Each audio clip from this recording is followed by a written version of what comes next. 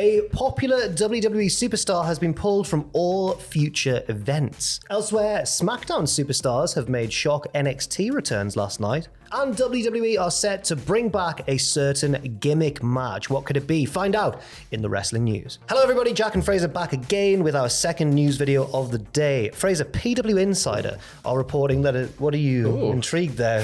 Just the way a nice, quick and snappy. Yeah, absolutely. Fraser, let's get right into it. PW Insider are reporting that a certain WWE superstar has been pulled from foreseeable TV and live events. Yeah, unfortunately, the name is Xavier Woods. The report says Woods is banged up and is taking an extended break to heal. Woods recently visited WWE's medical team in Birmingham, Alabama, but the specific complaints are currently unknown. So we're not sure what injury's keeping him out of action. And it kind of sucks because we've only just had Kofi come back from that injury a few months back. And now Woods is out, and obviously Big E is still out of action. So it looks like the New Day for right now is on the shelf, which it really, really sucks. It is a shame. Hopefully Woods can make a speedy and full recovery. Or just take time to rest as well if that's what he needs.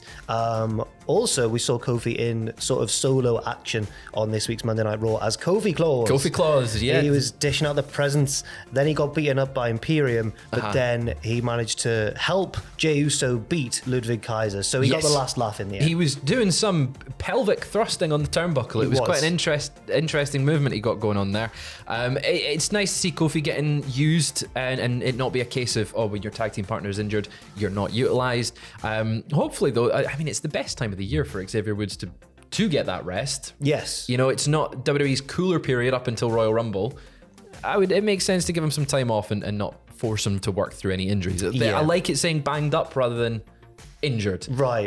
You know, it's positive. Hopefully he's back sooner rather than later. Also, we saw last night on NXT multiple SmackDown stars make surprise returns to the NXT brand. First of all, Dragon Lee defended the NXT North American title against both Joe Coffey and Charlie Dempsey. Coffey forced his way into the match, but was then pulled under the ring by Joe Gacy. Creepy Joe Gacy. Oh, he is a bit creepy, isn't he? Dragon Lee won the match. He retained the North American Championship, but afterwards he was beaten down by Charlie Dempsey's stablemates in the No Quarter Catch crew. Oh, yes. I think that's what they do. That means they're amateur wrestling boys.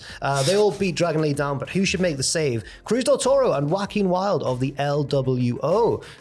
They are, of course, in that stable alongside Rey Mysterio. Carlito. Dragon Lee, I don't know if he's a full member, but he's certainly been affiliated. He's kind of affiliated with them. It's kind of like he's mates with them right now. Yeah. Santos Escobar, of course, not. Absolutely not. Naughty boy that he is, turning on his mentor Ray. I like to see this though, getting them utilized on NXT where they've kind of not been able. They've kind of taken a back seat on SmackDown. Yeah, they're the tag team in that stable. And it feels like we saw more of Rey and Santos. And Zelina Vega. And Carlito. And they were very much like the lowest guys in that stable. Which sucks because they're both really, really good and they're a great tag team. Perhaps the bigger news, though, was that Ridge Holland appeared on NXT last night as well. Recently, he'd kind of fallen out with his Brawling Brutes tag team partner, Butch. Not Pete Dunne. Get it right, Jack. They'd fallen out. It looked like Butch was doing a bit of a solo run. So Ridge Holland appeared on NXT last night. He came to the ring, interrupting Ilya Dragunov's promo, and said, "Look, I'm here because I want to rewrite my story. I've lost myself recently, and I don't know what's going on. I've lost my confidence. I want to rewrite my story, and I want to measure myself against you, Ilya Dragunov. You are the measuring stick as the NXT champion." Yeah. Dragunov then said, "Are you asking for a title shot?" And Ridge went, No. He's from Yorkshire. He said, "No, I'm going to do things the right way. I'm going to earn that title shot." But Dragunov agreed to a non-title match later on. And this is when we got the finish that was initially feared to be a real injury for Dragunov. Okay, yes. When we watched it last night, it became quickly apparent that it was a work. Okay, good. So Dragunov is not injured. No. It was all in storyline. I'm glad to see Ridge getting used here. Even if it's a bit close to the bone of the...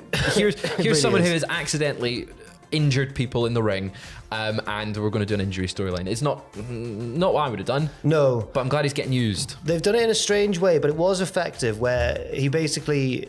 Like, they did a controlled fall, and Dragunov is thought to have fallen on his neck, but you can tell it was a safe landing from Ridge. Let's make that clear, right? He hasn't actually injured Ilya Dragunov. Yeah. But then a team of referees come out, Ilya is stretchered to the back, and Ridge looks devastated in the corner. And I don't know what that's going to lead to, but at least it's something, I suppose. This tormented, tortured character that he's got this brute strength. Right, but I don't know if I'm speculating too much here. This has made me hopeful, and this could be totally misguided, and I could be way off the mark. But could Big E be closer to a return? Because that would make sense to be the kind of the finale of this storyline. Yeah, I would hope so. I hope we see Big E back. Do you want to see Big E back? Let us know in the comments below. Absolutely. So yeah, good to see Ridge doing something that's put a bit more of a spotlight on him rather than everyone else around him. But it has made Trick Williams annoyed, Fraser. Because Trick Williams has got that title shot against Dragunov at New Year's Evil. He has, yeah. Now, the champion's injured. Trick Willie. Like, what's happened to my title shot? Hopefully he gets it. I should mention as well, by the way, that the Golden Age documentary continues and concludes this Sunday. Part 4 is set to come out. Did you say it's 7? 7 p.m. right here. YouTube.com/cultaholic/live. Absolutely. Now, a return of a gimmick match is being brought back to WWE, and it's going to be an NXT one, Fraser. What's it going to be? This gimmick match.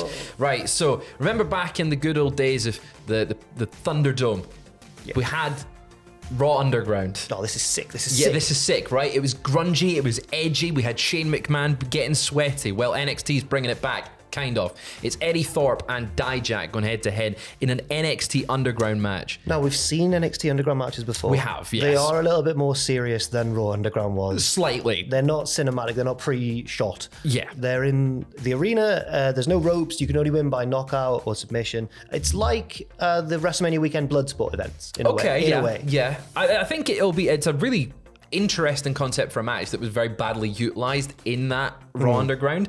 Having it in NXT, I think, is a good way to test it and sort of like soft launch it like we did with War Games a few years ago in NXT before bringing it to the main roster. It didn't quite work with Gable Steveson versus Baron Corbin. I don't think people received that one too well. But in this case, I think it might do all right because it's between Eddie Thorpe and Dijak, who've been feuding for quite a while now. It has been a while. We saw Eddie Thorpe return at Deadline to attack Dijak. So I think it feels like there's a lot of animosity there and a reason for this match. Yeah, they also had a match last week where the top rope broke. So it's like saying, well, let's get rid of the ropes. Let's just have a scrap. We don't need them. We don't need the ropes. I'm very excited for this one. Dijak and Eddie Thorpe will put on a barnstormer. Yes, I think it could be good as well. We've laughed on the podcast about the feud because Dijak whipped a tree, and Eddie Thorpe was like, don't you whip that tree with your belt. Don't whip the tree. But the match itself, hopefully, will surpass the storyline behind it. Also, we saw WWE trademark a potential new gimmick match as well. Yeah, a new kind of format of wrestling. Me and Sam were discussing this at the weekend, where after SmackDown, we saw reports of this trial thing before it. It was WWE Speed. Well, WWE have now trademarked that term, WWE Speed, and the concept is these 5-minute matches prior to SmackDown. Sort of, it seemed like it was taped, which was very strange for what we assumed was dark matches at the time. 5-minute counter on the screen, 5-minute on literally every screen they had a 5-minute counter, and it was very quick, very fast paced. I think it will really get people engaged. Like if you go and see a show beforehand, you'll pay more attention because the counter's there. It works. That's why they've got the counter in the Rumble. You get people going, oh, they've only got 20 seconds to beat them. I'm excited for it. I think it could be good. I can't quite see here who's reported this, but it has been reported out there that basically it's going to be used at live events to keep the fans amused when the cameras are off. And I think that is a good idea. Yeah. It could also be used to give less experienced wrestlers just a quick 5-minute match, get more reps in, as they say. Yeah, absolutely. Apologies for not knowing there who, I don't know who reported. Can you remember who reported it off the top of your head? I can't remember who reported it. Have a Google. Oh, no. Maybe we can flash it up on screen, actually. That's a better way of doing it. Can we flash that up on screen now? Thank you. Also, oh my God, this last news story. Yep. Can you believe that the Slim Jim's fast meat car has gone missing? It's been stolen. Oh my God. Oh God. I mean, first off, it's on the screen. How do you miss that car? Yeah. How do you misplace that car? It looks like fast meat. And like you can't misplace fast meat. Looks like fast meat. It looks like it does. That's the only way to describe it. It's like a meat stick on wheels. It's a bollocks news story, isn't it, Fraser? Slim Jim announced that their fast meat car, which was seen at Survivor Series, I think the New Day drove it backstage. It's been stolen. It was last seen in California en route to Los Angeles for a photo shoot. People with tips are... This bit can't be true, can it? People with tips are encouraged to contact the LAPD or Los Angeles Crime Stoppers. Definitely could get done for wasting police time there, I'm sure. I think so, but if you have seen a meat car, please let the LAPD know.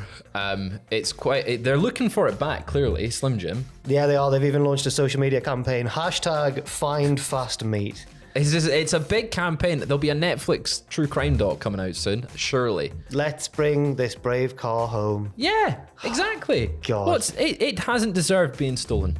No, it hasn't. I'm fuming. You're fuming? I'm fuming. What a way to close the news video. How are you doing? All right? You got anything to plug coming up?